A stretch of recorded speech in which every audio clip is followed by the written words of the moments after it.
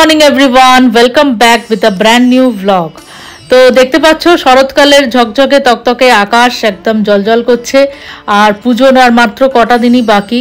আর ব্যাঙ্গালোরে প্রায় অনেকগুলো পুজো হয় এবং আমরা যে পুজোটায় যুক্ত আছে সেটা হলো সুকৃতি কালচারাল অ্যাসোসিয়েশন। তো এখনও অবধি যারা এই সরজাপুর মেন রোডে যুক্ত হওনি কোনো পুজোর সাথে এবং চাইছো কোনো একটা ভালো জায়গাতে যোগ দেওয়ার, তাহলে এখনই তোমরা নাম লেখাতে পারো সুকৃতি কালচারাল অ্যাসোসিয়েশনের পুজোতে, মেম্বারশিপ নিতে পারো, এখনও মেম্বারশিপ ওপেন আছে। আর থাম্বনেল দেখে তো বুঝতেই পারছো যে আজকের ব্লগটা বেশ ইন্টারেস্টিং হতে চলেছে। আর এখানে দেখতে পাচ্ছ যে আমার ঘরদোর মোটামুটি একটা মেকওভারে এসছে। আর আস্তে আস্তে আমি আবার ফটোগুলো লাগানোর চেষ্টা করছি। এবারে আর কোনো মানে পেরেক লাগিয়ে আমি ফটো লাগাচ্ছি না, কোনো স্ক্রু পেরেক কিছু না, এক ডাইরেক্ট স্টিকার। তো আমি একটা স্টিকারের খোঁজ পেয়েছি যেটার লিঙ্ক আমি দিয়ে দেবো ডেসক্রিপশন বক্সে। 8 কেজি অবধি ওজনের ফটো ওয়াল হ্যাঙ্গিং টাঙাতে পারো যে কোনো মেটালে। তো দেখতে পাচ্ছ যে আমরা বেরিয়ে পড়েছি, আর থাম্বনেল দেখে বুঝতেই পারছো আমরা কোথায় যাচ্ছি। হ্যাঁ, আমরা যাচ্ছি কাছাকাছি আমাদের বাড়ির খুবই সামনে একটা বড় কুমোরটুলিতে, যেখানে প্রায় এই এরিয়ার এবং এর বাইরের এরিয়ার অনেক ঠাকুর এখানে তৈরি হয় এবং বেশ বিখ্যাত জায়গাটা। তো চলো তাহলে তোমাদের সাথেও শেয়ার করি। আসলে ঘরে বসে বসে অফিস করা, তারপরে এই দৈনন্দিন জীবন এই একই রকম না, সত্যি ভালো লাগে না। ধরো এখানে তো সব আত্মীয় স্বজন, মা বাবা কেউই তো থাকে না, সবাই থাকে অনেক দূরে। আর বুঝতেই পারছো আমরা নিজেদের মতনই থাকতে হয়, তো সেজন্য মাঝে মাঝে খুব একা লাগে। তখন মনে হয় যে কোথাও একটু যাই, একটু লং ড্রাইভে যাই, একটু কফি খেয়ে আসি বা একটু ঘুরে আসি, একটা ওয়ান ডে ট্রিপে ঘুরে আসি। তো সেগুলো এখন কয়েক মাস ধরে মোটামুটি বন্ধ আছে, কারণ অনেক কমিটমেন্ট, এই পরীক্ষা, এই সেই অফিস নানা রকম চলছে, পুজোর প্রস্তুতি চলছে। তো এইসবের জন্যেই আমরাও খুব ব্যস্ত। লাস্ট গেছিলাম ওয়ায়নাড, যেটার ব্লগ অলরেডি আছে, তোমরা দেখেছিলে। আর তো সেজন্য ভাবলাম যে চলো তাহলে একটা বেশ নতুন একটা কিছু করা যাক। সেজন্যে এই উদ্যোগটা হঠাৎ করে ডিসিশন নিয়ে আমরা বেরিয়ে পড়েছি। তো চলো তোমাদের সাথে শেয়ার করি কেমন জায়গাটা। আর একসাথে এতগুলো দুর্গা ঠাকুর দেখতে ভীষণ ভালো লাগে।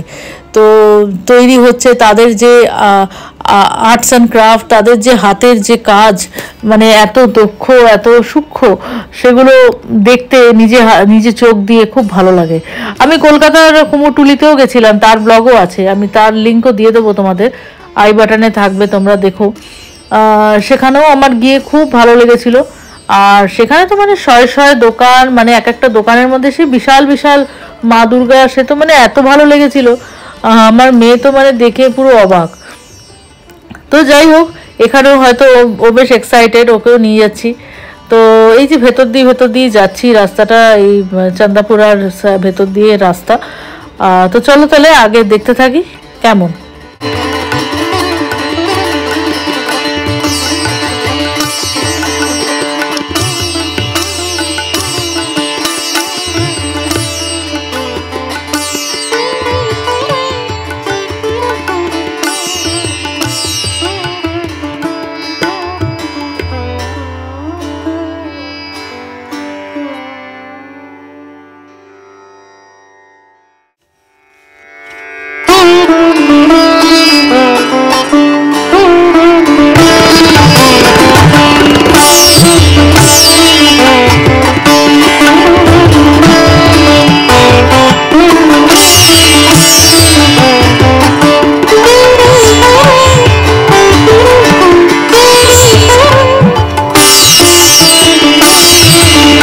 আমাদের ব্লগসগুলো তোমাদের কেমন লাগছে নিশ্চয়ই জানিও, এবং যদি ভালো লেগে থাকে তাহলে সাবস্ক্রাইব করতে একদম ভুলো না যারা নতুন আমার চ্যানেলে।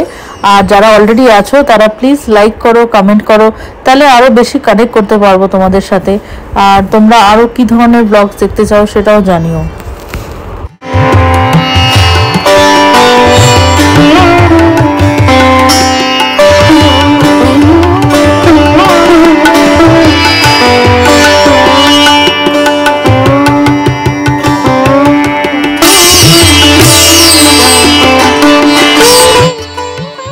তো চলে এসেছি আমরা কুমোরটুলির জায়গাটাতে।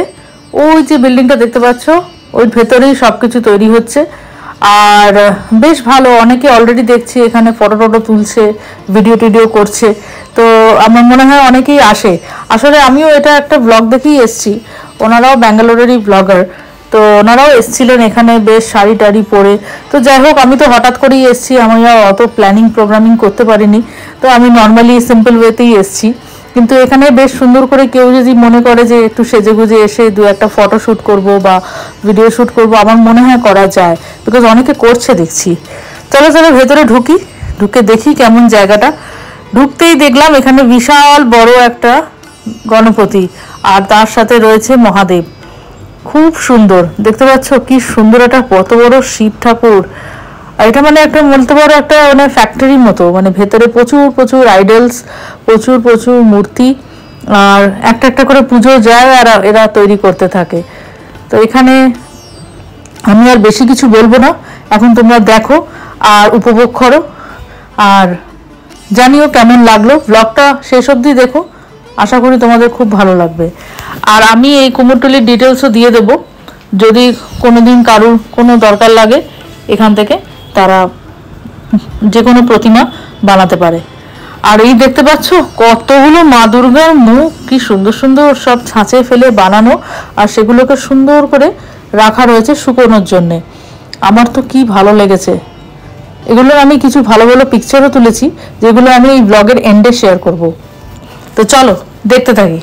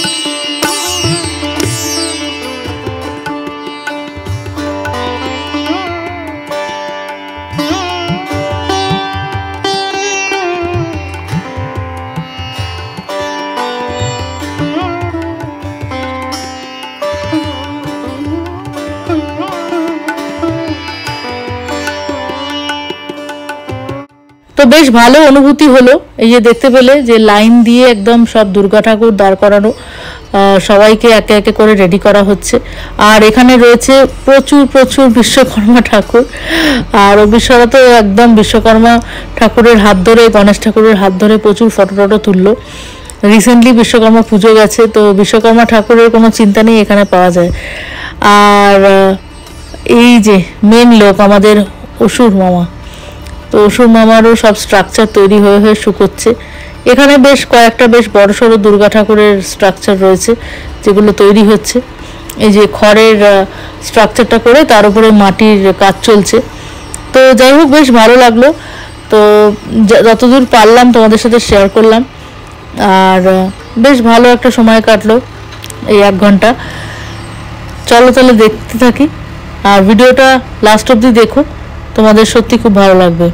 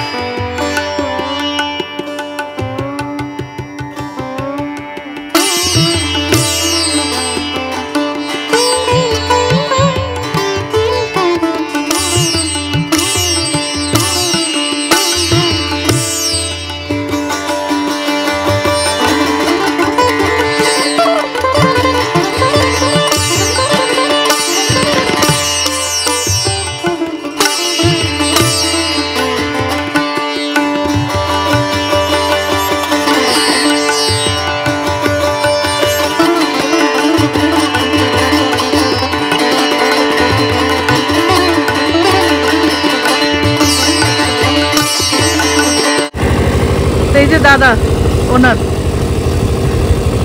এখানে মোটামুটি কটা ঠাকুর আছে এই মুহূর্তে ব্যাঙ্গালোরে? আচ্ছা, খুব সুন্দর ঠাকুরগুলো। এগুলো গণেশের? গণেশ পুজো তো হয়ে গেল। ও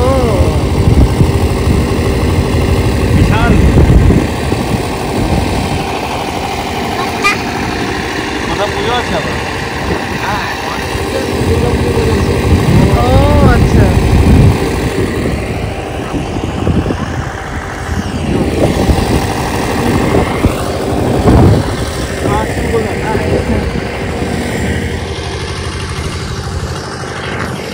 তো দেখতেই পেলে খুব সুন্দর। আর ওনার ডিটেলস আমি দিয়ে দেবো। ইন ফিউচার যদি কারোর কোনো প্রতিমা লাগে কোনো পুজোতে, আপনারা এখান থেকে এসে নিতে পারেন। খুবই ভালো এবং সব রকম ঠাকুরই তৈরি হচ্ছে। আমি তো দেখলাম সরস্বতী ঠাকুরও মোটামুটি তৈরি হয়ে আছে। তো চলো তাহলে এবার যাই। চলো তাহলে আজকের ব্লগটা আস্তে আস্তে এখানেই শেষ করছি। আবার দেখা হবে একটা নতুন ব্লগে। আজকের সকালটা বেশ সুন্দর কাটলো আর তোমাদের সাথেও শেয়ার করতে পারলাম। সব ডিটেলস ডেসক্রিপশন বক্সে দেওয়া রইলো। আবার দেখা হবে একটা নতুন ব্লগে নতুন চমক নিয়ে। তো দেখতে থেকো, সাপোর্ট করতে থেকো মাইন্ড বাটার। Bye bye.